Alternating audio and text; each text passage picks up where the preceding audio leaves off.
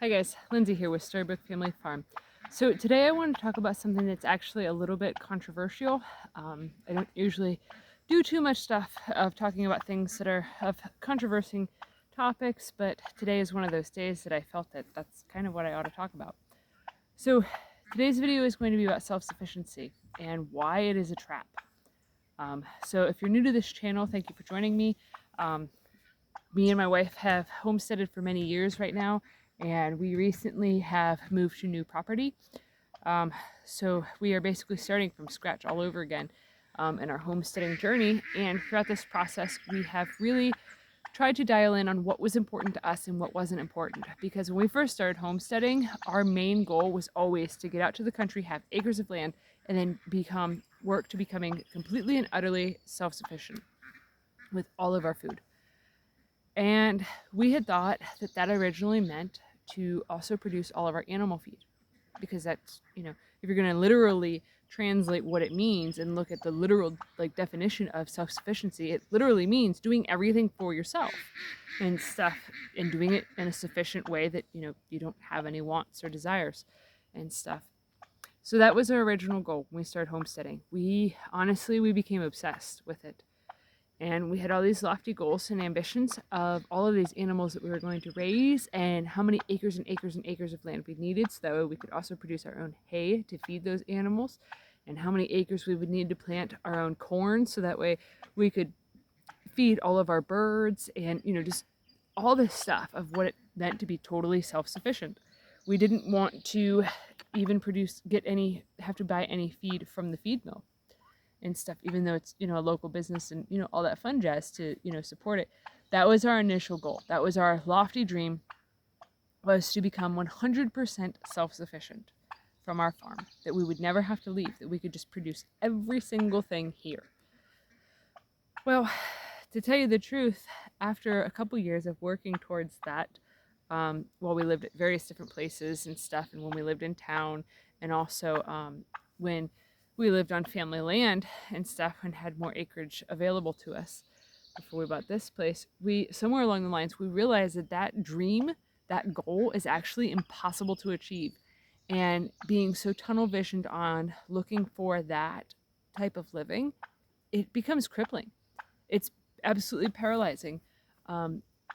Nowhere in society did any civilization thrive by being completely self-sufficient, ever.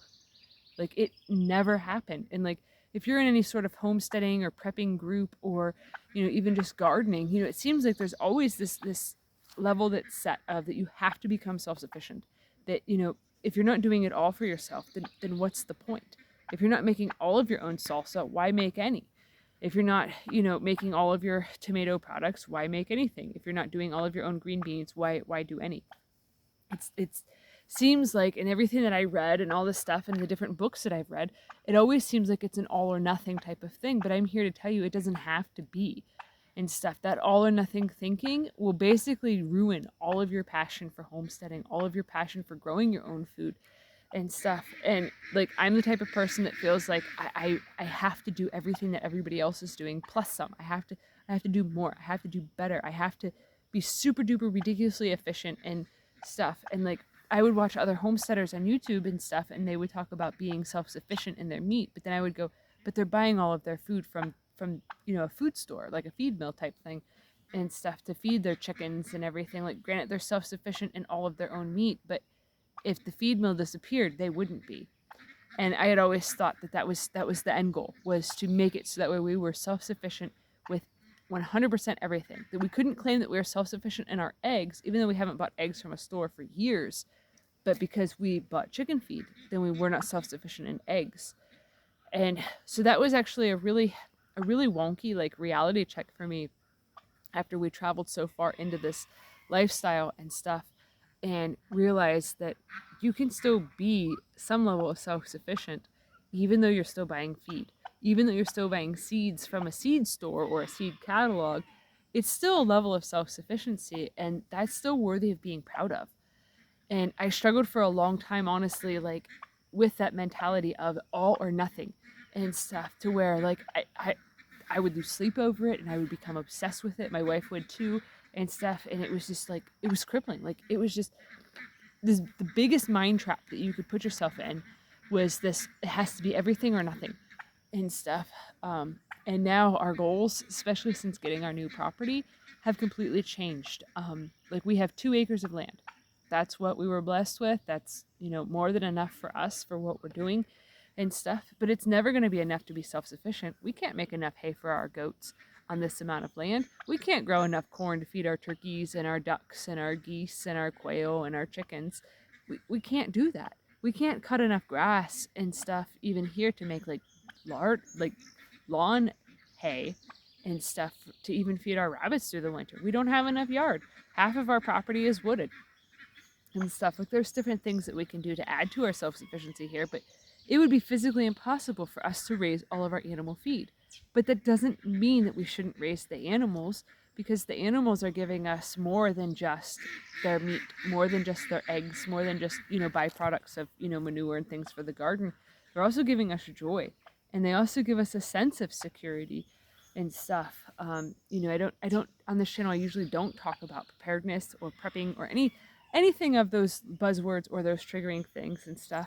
But like, how we started homesteading was actually out of a place of fear of, like many people in 2020, of what do we do if we can't get food and stuff. So that, we were already gardening. We were already like small scale homesteading, but that time period made us even more concerned of what do we do for more food? Like, if the store doesn't have any, like, we need to can more, we need to preserve more food and stuff. And that set us on the track of wanting to be self-sufficient in all of our meat, because while we still lived in town and had a 1/4 acre of land, I was already growing about 75% of our family's vegetable needs for an entire year. So like, growing veggies and stuff, that's no big deal to us. We've already been doing that. But so that was our big reason as to wanting to move out to the country, was so that way we could have more animals and do more things. But on our journey to getting to here, and I won't go into all of that. If you are curious about that, I have a bunch of different videos in the past of like different stuff about explaining our story and our journey and yada yada yada, blah blah blah. You can look for it. But on the journey to getting here, we realized that it's more important for us to raise our own meat that has a high quality, that is raised with love, that is not factory farmed. And back in January, we actually had gotten some pigs at a really good deal. And we had thought, this is the way of the future for us. Like, we're going to raise our own pork. We hunt for deer, so that's our red meat source. And we raise some chickens, we raise turkeys, we raise rabbits, we raise ducks, we raise quail. So we have a lot of different meat options and stuff, but we don't have pork, and we love pork. We are a big pork eating family. So we got some coonies that were like 18 months old. They were ready to be bred or ready to be butchered, whichever we wanted to do. We had a male and a female. And after 2 weeks of having them and feeding them, we realized that we absolutely downright hated having pigs. And that pretty much blew up our entire like mental plan of raising 100% of all of our own meat. Because, well, we hated it. Like, hated it with a bloody passion of raising pigs. So it got to the point that they kept escaping and they tried to attack our goats, and it was just a big nightmare. The whole entire pig thing was a nightmare and stuff. So we decided that we didn't want to raise pigs anymore, so we butchered them ourselves. And at that point, we realized that we don't even want to butcher pigs ourselves. That is one animal that we would much prefer to just buy from the butcher shop, or, if we know a local farmer who has pigs ready to be slaughtered, just buying them and just doing it that way. That being self-sufficient doesn't necessarily mean that you have to do it all on your own. Even if you decide, I want to do it all on my own, you can still turn around and go back.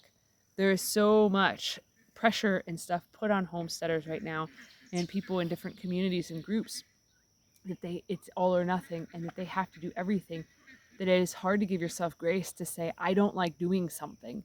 And we have a lot of irons in the fire right now. We raise a lot of animals and a lot of different variety and stuff, but part of that is all an experiment. Part of it is we want to see what we like, what we don't like, and try different breeds, different varieties, different critters and stuff, to just figure out what's out there, to just live and figure out what is good and what is terrible and stuff, and where our passions really lie. And throughout this journey, we've realized that pigs are definitely not anything we ever want to do again. We've also realized with raising geese that we don't really like raising geese. So we're trying to sell some of our geese that we just bought young geese, we had a great deal on them too. We bought young geese, and now we're trying to sell some of them because we just don't really care for them and stuff. It's not anything that they do. They just eat more food than we thought they would, and they're really loud, and we don't like how loud they are. They disturb the peace a lot. So, yeah, we turned around. And, at first it was really hard for us to make that decision to try to turn around and say, oh, no, we don't want to do something anymore. But at this point, we're like, yeah, well, our space is precious. We only have 2 acres. We have to do what actually makes us really happy. Like our turkeys back there. We like them. So they're going to stay and stuff. Not all of them, because, Thanksgiving's coming up and stuff. But, most of them are going to stay. And then they're going to be breeding stock for next year. And then next year we'll hatch out eggs, sell some turkey poults, and then eat some more turkey and stuff. So, but the basis of this video is I want to explain to people that, self-sufficiency has very many different levels and stuff. And even if you're self-sufficient in one thing, you're never going to be self-sufficient in everything. Like, I live in Ohio. I can't grow mangoes. I love me some mangoes, but a mango tree gets like 100 feet tall. I can't have a greenhouse that's 100 feet tall. I mean, that's just ridiculous and stuff. But I can buy mangoes when they're in season and when they're on sale, and I can them. So then that way I can have them whenever I want them, just like with pineapple. We can't really grow pineapples in Ohio, or papayas, or various other things that are just tropical things that require a lot of hot temperature and stuff. We can't do that. But just like in the South, in the deep South, they can't grow apples, but I can grow apples and stuff. We can't do oranges, but they can. There's trade-offs of different things, and it's okay to not be able to do 100% of everything. And it's okay to turn around if you've gone too far into something and you decide you don't like it anymore. But yeah, so if you have any comments, leave them down in the comment section below. I'd love to hear your thoughts on this topic, and maybe even some of your experiences if, in life in general, if you've, gone so far down a path and decided it's time to turn around and stuff. But yeah, if you're enjoying our content, please give this video a thumbs up, share it with your friends on social media, and don't forget to subscribe to help us grow. Thanks for watching. Have a good one, guys.